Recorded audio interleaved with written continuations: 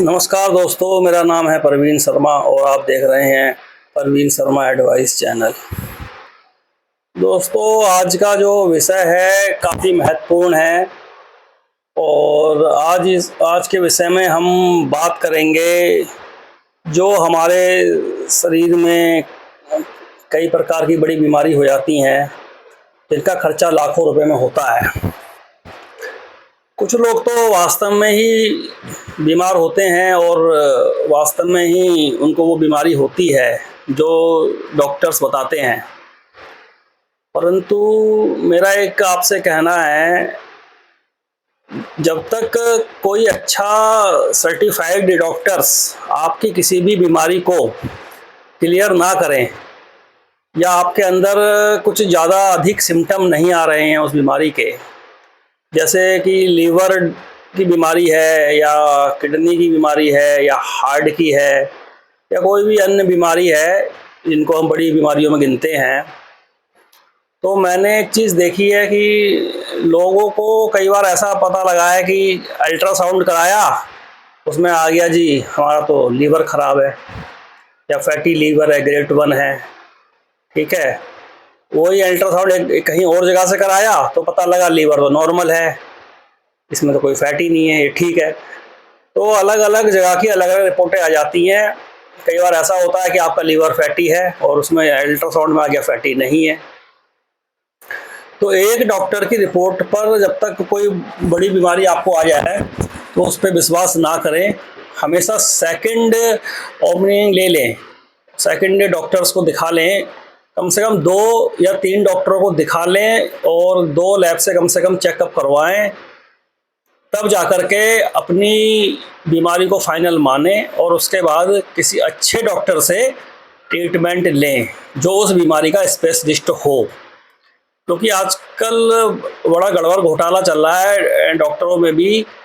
कुछ जो बिल्कुल ही अभी यंग डॉक्टर आए हैं, अभी यंग पढ़ाई करके आए हैं, अभी भी उन्होंने प्रैक्टिस स्टार्ट ही करी है, तो उन लोगों को इतना तजुर्बा नहीं है। ये बात मैं इसलिए आपसे कह रहा हूँ, ऐसा नहीं है कि मैं कोई डॉक्टर हूँ या मैं कोई इसका एक्सपर्ट हूँ, ये मैंने प्रैक्टिकल देखा है अपने कुछ मिलने वालों में, जिनको बता दिया कि तुम्हारी तो किडनी में गड़बड़ है या तुम्हारे को तो लीवर में दिक्कत है तुम्हारे या हार्ट में ब्लॉकेज है। ऐसी बीमारियों में 1-2 जगह मेरे मिलने वाले हैं, जब चेकअप कराया गया तो जितना उनको बताया गया था उतना कुछ नहीं था और वो नॉर्मली फैटी लीवर को एक बार बोल दिया जी ये तो ग्रेड 3-5 में चले गया है, सिरोसिस हो गया है और तुम्हारे पेट में तो पानी भर चुका है। तो एक डॉक्टरी भाषा में इसे क्या कहते हैं क्या नहीं मुझे उतना पता नहीं है, लेकिन उनको ऐसे बोला और वो घबरा गए। तो उनका फ़ोन आया मेरे पास, अपने एक भैया है हमारे, तो मैंने कहा अच्छा ठीक है चलो देखते हैं। तो हमने फिर और दूसरे हॉस्पिटल में दिखवाया उनको, लीवर के एक डॉक्टर साहब हैं उनको दिखवाया, उन्होंने फिर अल्ट्रासाउंड और कुछ चेकअप करवाए, तो वो रिपोर्टें उनकी नॉर्मल आई और फैटी लीवर था सिर्फ, जो नॉर्मल लोगों में हो जाता है। और जो दूसरे डॉक्टर साहब थे जहाँ पहले दिखाया था, उन्होंने काफ़ी बड़ी बातें बता दी थी और काफ़ी खर्चा वर्चा उनको बता दिया था और वो मानसिक तनाव में भी आ गए थे बहुत ज़्यादा। तो एक बार में ऐसा नहीं है कि एक जगह आपने दिखाया और आपको किसी ने बोल दिया कि आपको तो ये है, आपने उसकी बात मान ली और बस ट्रीटमेंट शुरू कर दिया, दूसरी जगह पर आपने कोशिश ही नहीं करी दिखाने की जाने की। या आपको कोई फैमिली डॉक्टर है, काफ़ी पुराना है, आप काफ़ी समय से उनसे काम में आपके आते हैं या दवाई आप उनसे लेते हो, तो उनकी एक बार को उनको आपकी बॉडी के बारे में पता है, तो हो सकता है कि भाई वो कर दें, उनसे भी गलती हो सकती है। फिर भी एक सेकंड जगह दिखाना बहुत ज़रूरी है, एक जगह दिखाकर अपने आप को बीमार डिक्लेयर ना करें। और एक विनती मेरी आपसे और है, नॉर्मली ये जो डॉक्टर्स होते हैं जिनको आम भाषा में झोला छाप डॉक्टर कहते हैं, इनकी जो दवाइयाँ होती हैं वो अनब्रांडेड होती हैं, सस्ती होती हैं, परंतु वो नुकसानदायक होती हैं। कोई बुखार जुकाम खांसी तक तो चलो ठीक है, आदमी कोई भाई किसी के पास फंड प्रॉब्लम है या दिक्कत है घर के पास है तो वो अलग बात है, बाकी इन लोगों से दवाई लेने की कोशिश ना करें। क्योंकि देखो ये भी लोग एक टाइम की दवाई इनसे आप लोगे तो 80-90 रुपये या 100 रुपये तक की देते हैं, 3 खुराक दवा देंगे इतने पैसों में आपको, यानी कि 3 दिन की अगर आपने दवाई ली तो ऐसा मान लो 300-400 रुपये आपके उड़ जाएंगे। और वहीं आप एक MBBS को MD को दिखाओगे जो फिजिशियन है बढ़िया, आपको कोई भी फेफड़े की बीमारी है, कुछ भी है, कुछ दवाइयों से बीमारियां बहुत सही हो जाती हैं, तो वो डॉक्टर आपसे फीस 400 500 या 600 का पर्चा बनवाएगा, उसमें 2 बार देखेगा भी, और आपको वन टाइम में 8-10 दिन की दवाई लिख कर देगा। तो ज़्यादा बड़ा फ़र्क है, ज़्यादा बड़ी बचत नहीं होती है, क्योंकि जब तक हमारे डॉक्टर को हमारी बीमारी का नहीं पता लगेगा कि इनको रियल में बीमारी है क्या, तब तक दवाइयाँ ज़्यादा खाने का कोई फ़ायदा नहीं है, क्योंकि दवाइयों से सिर्फ नुकसान ही होगा। अगर आपको माना दर्द है आपके सर में, रोज़ हो रहा है, अब आप पेन किलर खाते रुक जाता है, या घुटने में आपके दर्द है, रोज़ हो रहा है, आपने पेन किलर खाया रुक गया, उसके बाद फिर शुरू हो गया, तो उसकी असली जड़ पे जाना ज़रूरी है। तो अगर फिजिशियन से भी घुटने का दर्द सही नहीं हो रहा है, तो फिर आपको हड्डी के डॉक्टर को दिखाना चाहिए, ना कि रोज़ रोज़ पेन किलर खाने चाहिए, उससे आपकी किडनी पर भी असर आ जाएगा।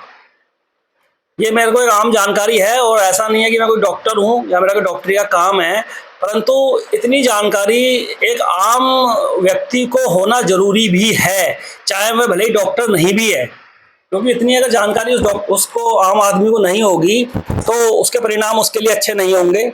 तो इसलिए इस बात की जानकारी रखें, मतलब थोड़ी बहुत शारीरिक अपने शरीर के बारे में आपको मालूम होना चाहिए कि हमारे शरीर में कहाँ लीवर है, किडनी कहाँ है, हमारा हार्ट कहाँ है, हमारा ब्रेन का क्या काम है, ये सब चीज़ें कम से कम एक नॉर्मल जानकारी तो होनी चाहिए, तभी तो आप एक अच्छे डॉक्टर का चयन कर पाएंगे। जब आपको पहचान ही नहीं होगी इसी बात, तो कोई भी डॉक्टर आपको ठग लेगा।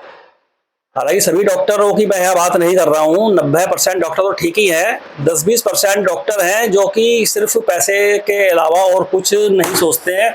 उनको मरीज भाड़ में जाए और उनकी इनकम लगातार चालू रहनी चाहिए। चाहे वो बड़े हॉस्पिटलों में ऐसा बहुत होता है, और बहुत से हॉस्पिटल, बहुत से डॉक्टर बहुत अच्छे हैं जो सामाजिक काम भी करते हैं, सामाजिक तौर पे डॉक्टरों को मरीजों को देख लेते हैं, बिना पैसों के भी देख लेते हैं। हमारे यहाँ पर एक डॉक्टर साहब हैं रुद्रपुर में, वो ऐसे ही हैं, उनके पास अगर कोई मरीज चले जाए तो उनके पास पैसे हैं या नहीं है, लेकिन फिर भी वो उसकी हेल्प करते हैं, दवा दे देते हैं। इस प्रकार डॉक्टर भी हैं। तो ऐसा ना हो जब आप ज़्यादा बीमार पड़ जाए तब आप अच्छे डॉक्टर के पास जाते हैं, उससे पहले आप किसी भी अपने मोहल्ले पड़ोस में गली में दिखाने लगते हैं झोला छाप को।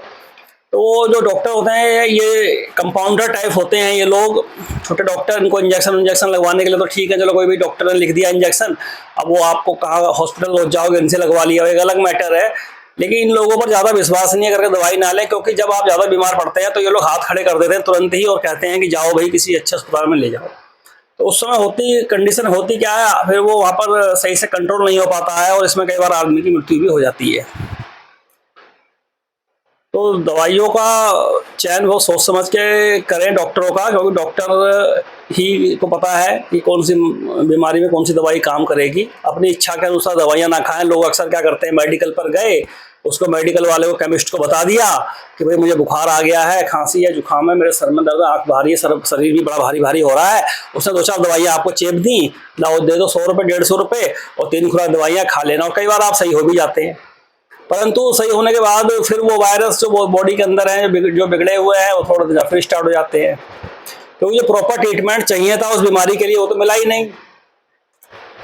तो इन बातों का भी ध्यान रखें, कभी भी ऐसे केमिस्ट से दवाई ना लें। और डॉक्टर भी लगे हुए दवाई लिख कर देते हैं, तुमने केमिस्ट को दिखा दी जाके, केमिस्ट तो बोल देगा तो नींद की दवाई है, ये तो इसकी दवाई है, तो उसकी दवाई है। तो ऐसे केमिस्टों से ज़्यादा इन बातों का मतलब ना रखें कि डॉक्टर साहब ने कुछ दवाई दी है, कुछ सोच समझ के दी है, किस रीजन से दी है। तो अपने कभी भी इस प्रकार की गलतियां ना करें। ऐसी गलतियां आम तरीके से होती हैं, लोगों की शुगर इतनी बढ़ जाती है, और ये झोला छाप डॉक्टर शुगर चेक ही नहीं करते हैं, और ऊपर से ग्लूकोज चढ़ा देते हैं, जिससे इतनी ज़्यादा शुगर बढ़ जाती है कि आदमी की मौत हो जाती है। अभी हमारी रिश्तेदारी में, हमारे गाँव में हमारे एक भैया हैं, उनकी मदर इसी तरीके से एक्सपायर हो गई। वो बीमार पड़ गई, गाँव में सुविधा थी नहीं, वो डायबिटीज़ की मरीज़ थी, डॉक्टर्स को ये बात का पता नहीं था, ना बताया, और उसने अपने दिमाग से उनकी शुगर वगैरह को चेक नहीं करी, और शुगर 400-450 का पहले ही थी, और उन्होंने उसको और ग्लूकोज पे ग्लूकोज दे करके शुगर बहुत ज़्यादा बढ़ा दी, जिसके कारण से उनकी मौत हो गई। अब ये बात तो उनको मैंने बताई, हालांकि कोई पोस्टमास्टम या किसी डॉक्टर ने कोई सर्टिफिकेट नहीं दिया कि इनकी मौत ऐसे हुई है। तो जब मुझे बाद में पता लगा कि इस तरीके से उनकी शुगर इतनी, तो हमारे डॉक्टर साहब हैं, काफ़ी अच्छे डॉक्टर हैं, फिजिशियन हैं, MBBS MD हैं, तो उन्होंने मुझे बताया, मैंने उनको बोला ऐसे बोले, तो उन्होंने कहा ऐसे करके हुआ होगा, तब हुआ होगा। अब एक चीज़ जगह दिखाते तो पहले उनका शुगर BP में सब चेक होता, उसके बाद दवाइयाँ दी जाती, क्योंकि अच्छे हॉस्पिटल में अच्छे डॉक्टर साहब कभी भी आप जाओगे तो आप देखना, पहले आपका BP चेक होगा, फिर अगर आपसे पूछेंगे शुगर है, आपको नहीं है, आपने कहा है तो शुगर चेक होगी, नहीं है तो नहीं चेक होगी, ठीक है। पल्स चेक होगी, आपके कई चीज चेक करने के बाद भी डॉक्टर साहब दवाई लिखेंगे आपको, क्योंकि उनको तजुर्बा है, उन्होंने वो करी है। और बाकी तो जो बिल्कुल नए डॉक्टर आ रहे हैं, मेडिकल कॉलेजों में भी पढ़ाइयाँ पता नहीं किस प्रकार से हो रही हैं, डिग्रियाँ भी कैसे मिल जाती हैं, काफ़ी लोगों को आता जाता कुछ नहीं है और वो डॉक्टर बन गए हैं। तो दोस्तों बस यही है कि डॉक्टर का चुनाव बहुत सोच समझ के करें, और डॉक्टर साहब से मेरा कहना है, मरीज की रिपोर्ट देकर टेढ़ा मेढ़ा मुंह ना बनाएं। काफ़ी डॉक्टर लोग क्या करते हैं, जब आप रिपोर्ट दिखाओगे, रिपोर्ट में थोड़ी बहुत कमी आएगी तो देखकर उसको ये क्या, ओहो, तो मरीज देखता है डॉक्टर साहब की शक्ल कि अरे क्या हो गया डॉक्टर साहब, क्या हो गया, ओहो हो क्या गया, ये तो तुम्हारा तो हेपेटाइटिस ए हो गया है, बी हो गया, सी हो गया, तुम्हारा तो लीवर में या किडनी में असर आ गया है। तो उस आधी शक्ल तो डॉक्टर साहब को देख के मरीज डर जाता है।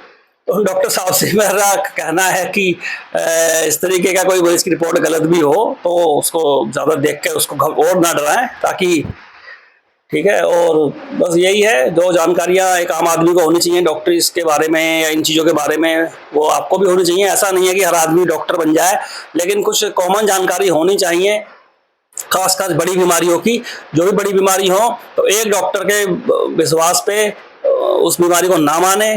और दूसरी बात ये, कम से कम 2 डॉक्टरों को या 3 डॉक्टरों को सर्टिफाइड करें। 2-3 खर्चा थोड़ा बढ़ जाएगा आपका, भाई 3 डॉक्टर को दिखाओगे तो अगर सब 5-5-6 की फीस भी होगी तो 1500 हो गए। अब आप लैब में भी 2-3 लैबों में चेकअप कराओगे अलग अलग टाइम पे, अलग अलग दिन के हिसाब से, तो अब 3 रिपोर्टें एक जैसी आ जाएं।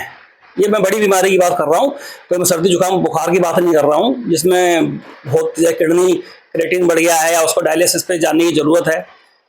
और दोस्तों, कुछ फर्जी डॉक्टर भी हमारे देश में अपना फर्जीवाड़ा चला रहे हैं। एक हैं डॉक्टर झाझर नाम से हैं वो, उनका यूट्यूब पे चैनल भी है। वो कहते हैं कि तेल को बिल्कुल मत खाओ, ये मत खाओ, वो मत खाओ, पता नहीं क्या क्या, वो तो सब कुछ मना कर देते हैं। और अखरोट बादाम बादाम ये कुछ मत खाओ, हार्ट वालों के लिए बहुत नुकसानदायक है। जबकि कई स्टडियों में इस तरीके का पाया गया है कि कम मात्रा में, लिमिटेड मात्रा में आप बादाम खाते हैं तो आपके हार्ट के लिए वो ठीक है। परंतु वो तो एकदम से उल्टा ही बोल जाते हैं कि कोई आदमी उनकी वीडियो देख लेगा तो वो तेल वेल खाना बिल्कुल ही बंद कर देगा। ये बात सही है, लाइफ स्टाइल अपना सही होना चाहिए, तेल घी वगैरह इनकी चीज़ें ये कम खाने चाहिए, ठीक है। लेकिन ऐसा भी नहीं है कि बिल्कुल ही बंद कर दें, तो उसमें कोई इतना बड़ा फायदा होने वाला नहीं है कि हार्ट की पेशेंट की कोई ब्लॉकेज खुल पड़ेगी या कुछ हो जाएगा।